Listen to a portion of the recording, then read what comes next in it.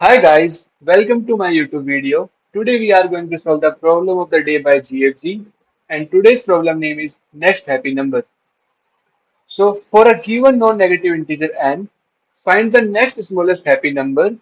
A number is called happy if it leads to 1 after a sequence of steps wherein at each step the number is replaced by the sum of square of its digit. That is, if you start with a happy number and keep replacing it with sum of square of its digit, we reach 1 at some point. So question में हमें क्या given है? So question में हमें एक number n given है और हमें फाइंड करना है a number which is strictly greater than n से x जो एक हैप्पी नंबर हो। ठीक है, सो हमें क्या करना है कि a number which is strictly greater than n and a happy number हमें डिटरमाइन करना है। अब हैप्पी नंबर क्या होता है? हैप्पी नंबर वो होता है जिसको मैं कुछ certain number of operations perform करके एट द एंड वन में ट्रांसफॉर्म कर सकूं। अब ऑपरेशन क्या है? ऑपरेशन बोलता है कि किसी भी नंबर को मुझे उसके डिजिट स्क्वायर सम से रिप्लेस करना है। ठीक है, डिजिट स्क्वायर सम से उसको रिप्लेस करना है। This is the operation given to me. Let's say मुझे 1 2 गिवन है, 12 गिवन है। तो 12 का जो उसको मैं डिजिट स्क्वायर सम से रिप्लेस करूंगा तो जो मुझे नंबर मिलेगा वो मिलेगा 1 square plus 2 square that is equal to 5। Similarly अगर मुझे 5 गिवन है फर्दर, तो 5 में अगर सेम ऑपरेशन परफॉर्म कर दूंगा तो मुझे मिलेगा 5 square that is equal to 25। So हमें क्या बताना है कि कोई भी नंबर, लेट्स से मुझे नंबर गिवन है 10, तो 10 के बाद 10 से जस्ट बड़ा स्मॉलेस्ट नंबर क्या होगा जो मेरे पास हैप्पी नंबर होगा। तो मैं भी आप फॉर एग्जांपल बता दूं, 11 is not a happy number, 12 is not a happy number, 13 is a happy number. So answer for this particular 10 is 13। हमारे पास let's say let's say how 100 is also happy number, but सबसे जो smallest number है जो greater than 10 है, जो happy number मिला मुझे विच इज क्लोजर टू 10 वो 13 है।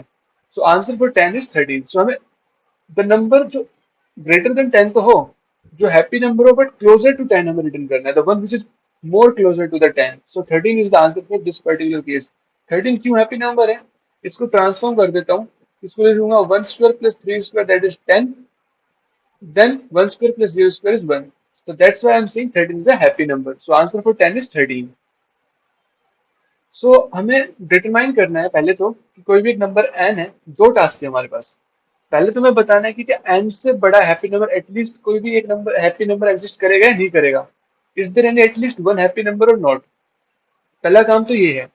अगर मुझे गारंटी मिल जाती है कि हाँ there will be one happy number for sure which is greater than n, अब मुझे बताना है कि the one which is closest to the n वो कौन सा हैप्पी नंबर है and what is the value of that happy number. Let's say कि मेरे पास तीन हैप्पी नंबर हैं ए बी सी जो n से बड़े हैं, but the one which is closest to n is a। So answer for n is a। So first task हो गया to find whether there exists at least one happy number greater than n। Second task हो गया if there exists more than one happy number then return the smallest happy number। ठीक है, दो task है। तो मुझे जो n की रेंज गिवन है क्वेश्चन में वो गिवन है 10 टू द पावर 5 के इक्वल, राइट। सो n जो 10 टू द पावर 5 के इक्वल है, तो जो स्मॉलर अगर मेरे पास let's say n 10 to the power 5 है, तो क्या ये सबसे बड़ा नंबर है? इससे बड़ा हैप्पी नंबर क्या हो सकता है? कोशिश करते हैं चेक करने की। सो 10 टू द पावर 5 प्लस 3 जो कितना है 1 4 times 0 and the 3, this is the number which is happy, we can check that because 1 square plus 3 square बाकी सब तो 0 है, it will be 10 and then again 1 square plus 0 square will be 1।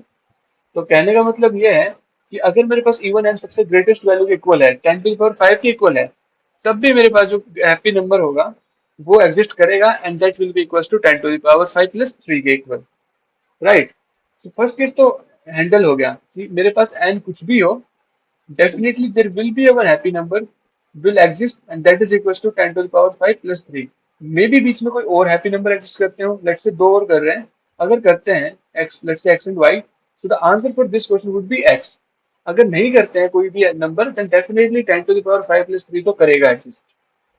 First case handle हो गया कि there will be definitely at least one happy number. अब हमें check करना है कि हमें सब हमें कोई भी ग्रेटेस्ट एलिमेंट रिटर्न नहीं करना, हमें करना है जस्ट ग्रेटेस्ट जो सबसे स्मॉलेस्ट हो out of all the happy numbers. तो उसके लिए क्या करना पड़ेगा, इसमें कोई पैटर्न तो है नहीं, या फिर कोई बाइनरी सर्च जैसा यूज करें, हमें आइटरेट ही करना पड़ेगा I equal to N plus one से लेकर 10⁵ तक।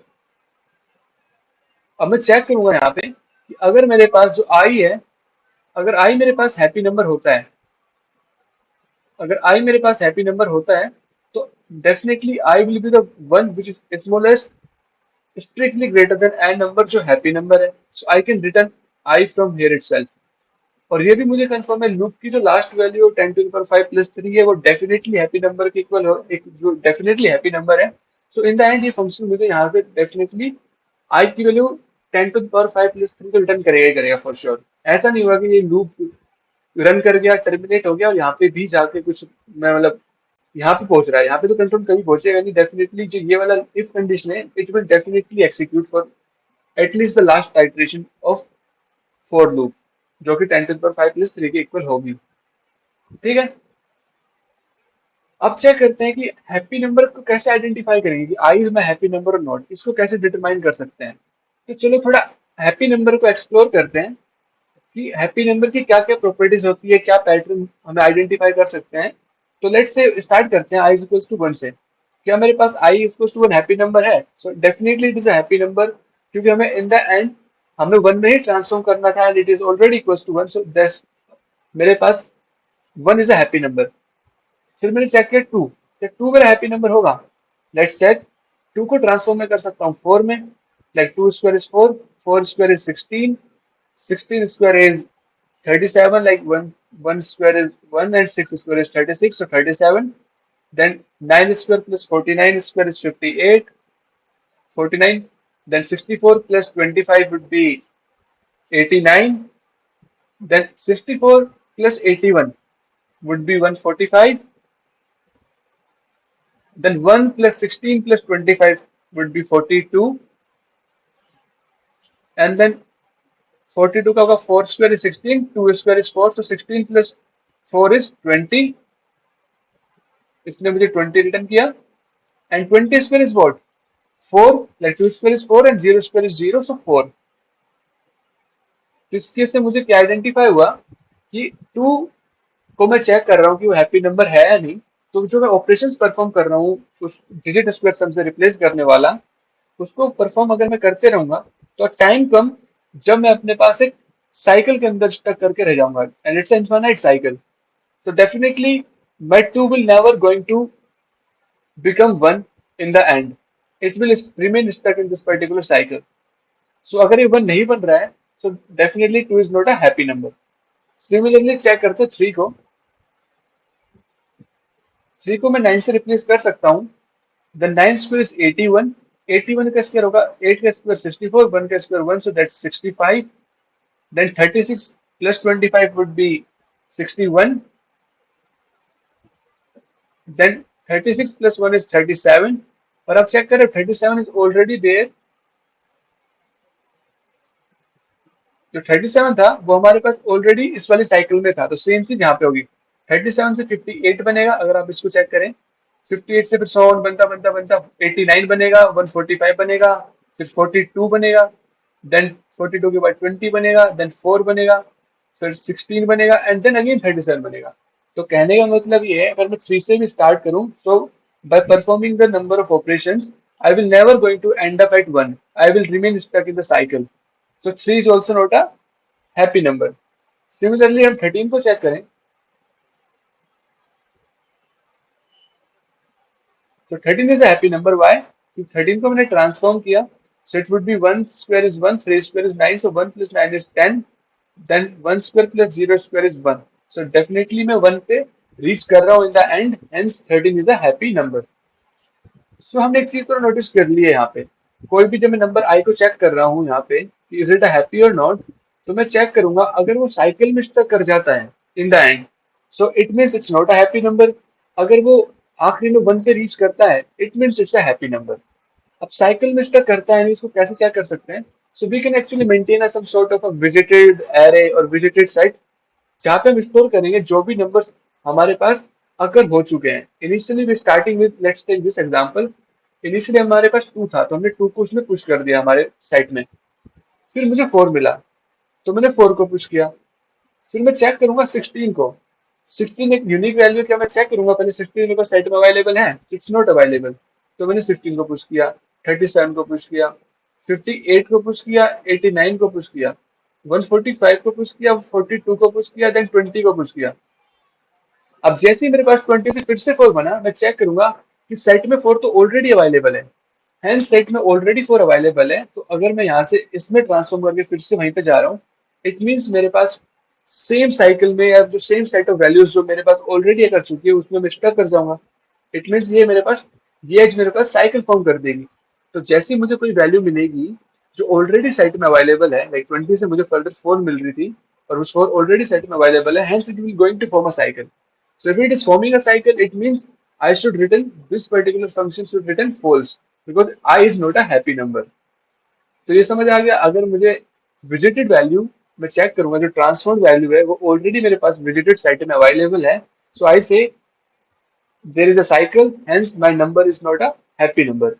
अगर मैं लास्ट में ट्रांसफॉर्म करते हुए, लाइक से मैंने 13 को साइड में पुश किया होता, फिर 10 को किया और फिर मुझे ट्रांसफॉर्म करते करते 1 मिल गया इन द एंड, अगर 1 मिल जाता है it means it is a happy number, क्योंकि हैप्पी नंबर की डेफिनेशन ही यही है कि we will be reaching 1 in the end by performing some certain number of operations sequentially. तो हमें पता चल चुका है कि कैसे हम आइडेंटिफाई करेंगे आई के लिए, is it a happy number और not. Now I want you to show you my code. So now let's look at the code. सबसे पहले वो जो आई डिस्कस विद एक्सप्लेनेशन, हम लूप रन करेंगे I equals to n plus 1 से लेकर 1e5 plus 3 तक, एंड चेक करेंगे I is my happy number और नॉट, और जैसे ही मुझे हैप्पी नंबर मिल जाएगा उसी को मैं राइट अवे रिटर्न कर दूंगा। Why so? बिकॉज मुझे मिनिमम हैप्पी नंबर चाहिए out of all the possible happy numbers, strictly greater than n। अब हैप्पी नंबर फंक्शन क्या कर रहा है, लाइक एज वी डिस्कस, जैसे ही मेरा नंबर होगा उसको फर्स्ट ऑफ ऑल चेक करूंगा क्या वो साइट में अवेलेबल है नहीं, अगर वो साइट में अवेलेबल नहीं है उसके बाद मैं चेक करूंगा क्या वो नंबर 1 के इक्वल हो चुका है, अगर 1 के इक्वल हो चुका है तो that is my aim, I will return true from there, it means it is a happy number. अगर वो मेरे पास 1 के इक्वल नहीं हुआ है तो मैं उस पर्टिकुलर नंबर को अपनी जो साइट है, विजिटेड साइट है, उसमें इंसर्ट कर दूंगा, जो मुझे मेक श्योर करेगा कि अगर मैं नेक्स्ट टाइम मुझे फिर से वो नंबर मिलेगा तो I can check from this visited site कि ये नंबर ऑलरेडी एग्जिस्ट कर चुका है। उसके बाद जो नम है उसको रिप्लेस करूंगा उसके डिजिट स्क्वायर सम से। डिजिट स्क्वायर सम कैसे फाइंड किया है, बहुत सिंपल है, आंसर इनिशियली 0 जिसमें मैं सम को, डिजिट स्क्वायर सम को स्टोर करूंगा, हर एक डिजिट का मैं स्क्वायर ले रहा हूँ, उसको मैं अपने आंसर वेरिएबल में ऐड कर रहा हूँ, एंड सो ऑन करके मैं सभी डिजिट्स को वन बाय वन आइटरेट कर रहा हूँ, एंड इन द एंड में रिटर्न कर रहा हूँ आंसर को। तो this is a simple function to calculate the square sum, digit square sum, और मैं इस नम को उससे रिप्लेस कर दूंगा। तो ऐसे सो ऑन में इस प्रोसीजर को फॉलो करूंगा। इन द एंड अगर साइकिल डिटेक्ट होती है तो ये फॉल्स रिटर्न करेगा, अगर 1 के इक्वल हो जाता है तो ट्रू रिटर्न करेगा। और आखिरी में मैं अपने पास जैसे ही मुझे हैप्पी नंबर की वैल्यू ट्रू मिलेगी, I will return true, I will return that particular is number from there itself. So this is the particular solution. But अब कुछ केसेस हैं जो हमें डिस्कस करने चाहिए यहाँ पे, कि हमारे पास देख रहे हो कि ये जो लूप है ये कितने टाइम चल रहा है, क्या ये अपने पास इन्फाइनाइट लूप बन सकता है? लाइक हम दो केस हैंडल कर रहे हैं, या तो मुझे साइकिल मिल जाएगी कहीं ना कहीं पे मिल जाके तो मैं फॉल्स रिटर्न कर रहा हूँ, या फिर मुझे नम्स की यूनियन दैट 1 हो जाती है तो मैं फॉल्स रिटर्न कर रहा हूँ, तो मैं ट्रू रिटर्न कर रहा हूँ। बट क्या ऐसा केस पॉसिबल है कि मेरे पास, मैं स्टार्ट कर रहा हूँ लेट्स से 2 से, हाइपोथेटिकल केस लेते हैं, फिर मैं 4 पे गया, फिर मैं 16 पे गया, फिर ये इंक्रीज होते होते बस इन्फिनिटली बढ़ते जा रहा है, बढ़ते जा रहा है, ना तो कभी साइकिल मिली और ना कभी मुझे एंड में 1 मिला। ऐसा कोई हाइपोथेटिकल केस एग्जिस्ट कर सकता है? अगर ऐसा केस एग्जिस्ट कर गया तो this particular loop will run infinite time. अगर इनफाइनाइट टाइम रन करेगा तो this will give us clearly and it will never give us answer. तो मैं इस केस को कैसे श्योर कर सकता हूँ कि सच कंडीशन विल नेवर अकर? देखते हैं। तो देखिए, उससे पहले हमें स्क्वायर सम की प्रॉपर्टी को, थोड़ा स्क्वायर सम को एनालाइज करना पड़ेगा। जो n है उसकी जो रेंज गिवन है क्वेश्चन 1 से लेकर 10 टू द पावर 5 तक गिवन है, राइट? तो ऐसी n की वैल्यू क्या हो such that it will gives us maximum square sum, maximum digit square sum. So let's say जो n है वो मेरे पास ये नंबर है 5 टाइम्स 9, दैट इज 99,999। अगर ये नंबर मुझे गिवन है तो मैं क्या कर सकता हूँ, इसका अगर ट्रांसफॉर्म करो स्क्वायर सम से, तो it will be what, 9 into 9, how many times, 5 times, because total number of digits are 5. So this will be 81 into 5 and this will be 405. तो इससे हमें क्या डिटरमाइन हुआ, अगर मेरे पास n कुछ भी है उसका मैं डिजिट स्क्वायर सम लूंगा, तो digit square sum will lie in the range from 1 to 405 for sure, right. तो जो ये वाला केस था, जो अल्टीमेटली इंक्रीमेंट करते हुए इट विल मैक्सिमम इंक्रीमेंट होगा 405 तक, क्योंकि इसकी जो रेंज ही 405 है, उसके बाद फर्दर आगे इंक्रीमेंट हो ही नहीं सकता. ठीक है. तो ये वाली केस हमें समझ आ चुकी है कि जो इनफाइनाइट टाइम तक इंक्रीमेंट होगा ये तो पॉसिबल ही नहीं है, because the maximum range is 405. सो अगर इंक्रीमेंट भी होता है तो मैक्सिमम 405 तक ही जाएगा. अब चेक करते हैं होगा क्या. अब देखिए यहाँ पे मैं क्या कर रहा हूँ, जैसे भी कोई वैल्यू मिलती है उसको मैं साइड में इंसर्ट कर रहा हूँ, और आखिरी में चेक कर रहा हूँ कि नम की वैल्यू 1 के इक्वल है नहीं, या फिर अगर साइड में ऑलरेडी अवेलेबल है तो मैं रिटर्न फॉल्स कर रहा हूँ लूप को ब्रेक करके. सेम चीज यहाँ पे. देखिए मैं किसी भी नंबर एन से स्टार्ट कर रहा हूँ, उससे मुझे कोई एक नंबर ए मिला जिसकी रेंज ऑब्वियसली 1 to 405 होगी. फिर मुझे फिर से न्यू एक यूनिक एलिमेंट मिला बी जिसकी रेंज भी 1 to 405 होगी. ऐसे करके मुझे कितने यूनिक एलिमेंट्स मिल सकते हैं, मैक्सिमम 405 मिल सकते हैं, क्योंकि उतने ही मेरे पास यूनिक एलिमेंट्स हैं. या तो एंड में मेरे को 1 मिल जाएगा तो मैं रिटर्न ट्रू कर दूंगा, या जैसे ही मेरे पास ऐसे कर करके 405 नंबर के बाद लेट्स से मुझे कोई एक नंबर z मिलता है, तो उसके बाद अगर मैं फर्दर ट्रांसफॉर्म करूंगा तो वो तो देखिए 1 से लेकर 405 तक सभी नंबर्स अकर हो चुके हैं. अब जैसे ही मेरे को यहाँ से मैं आगे आइटरेट करूंगा, जो नंबर लेट्स से k मिलता है वो डेफिनेटली इनमें से कोई होगा, डेफिनेटली ये नंबर रिपीट होगा, क्योंकि मेरे पास जितने भी यूनिक नंबर्स थे 1 to 405 वो सब अगर हो चुके हैं. अब फिर से मुझे k आया, अब वो डेफिनेटली रिपीट ही होगा, और रिपीट होता है तो साइकिल मिल जाएगी, रिपीट होगा तो मुझे सेट में मिल जाएगा, और सेट में मिल जाएगा तो I can return false break को लूप करके. तो this is a simple case. तो ये तो समझ आ गया कि this will never stuck in the infinite loop. ये केस बिल्कुल वैलिड है. हमारे पास दो ही केस होंगे, या तो रिटर्न ट्रू होगा जब नम की वैल्यू 1 होगी, या फिर वैल्यू अगर डुप्लीकेट्स रिपीट होगी तो मैं फॉल्स कर दूंगा रिटर्न. अब इसका टाइम एंड स्पेस कॉम्प्लेक्सिटी का एनालिसिस कर लेते हैं. तो देखिए हैप्पी फंक्शन को मैं एंड टाइम तो यहाँ पे रन कर रहा हूँ, तो टाइम कॉम्प्लेक्सिटी की बात करूँ तो एंड टाइम तो मैंने फॉर लूप को रन किया था. उसके बाद इस हैप्पी फंक्शन कितना टाइम लेता है लेट्स सी. तो देखिए व्हाइल लूप रन हो रहा है, ये एट मैक्स कितने टाइम्स रन होगा, 405 टाइम्स रन होगा, वी हैव ऑलरेडी डिस्कस्ड. तो 405 टाइम्स मेरे पास व्हाइल लूप आइटरेट हो सकता है. अनऑर्डर्ड सेट हमने यूज किया है, उसमें इंसर्शन का टाइम और जो सर्च द एलिमेंट का टाइम कांस्टेंट होता है, तो कांस्टेंट टाइम ले लेते हैं उसके लिए, विजिटेड में वैल्यू को स्टोर करने के लिए एंड सर्च करने के लिए. स्क्वायर सम फंक्शन कितना टाइम लेगा, इसमें हम आइटरेट कर रहे हैं जितनी नंबर ऑफ डिजिट्स हैं उतने times. So number of digits 10 to the power 5 में 6 हो सकती है, 10 to the power 5 में 6 डिजिट होती है, सो इंटू 6. सो इसकी जो ओवरऑल टाइम कॉम्प्लेक्सिटी है वो उसमें कांस्टेंट इंटू n है, so which is nothing but constant only, right. अब मैं स्पेस कॉम्प्लेक्सिटी की बात करूं, सो मैंने यहाँ पे सिर्फ एक बार ही स्पेस यूज किया है, वो भी अनऑर्डर्ड सेट के लिए, जिसमें मैं यूनिक कितनी वैल्यू स्टोर कर सकता हूँ, जितनी number of unique values available है. यूनिक वैल्यूज कितनी अवेलेबल है, 405. सो जो स्पेस जो होगा वो एटमैक्स 405 के इक्वल होगा, and this is again a constant.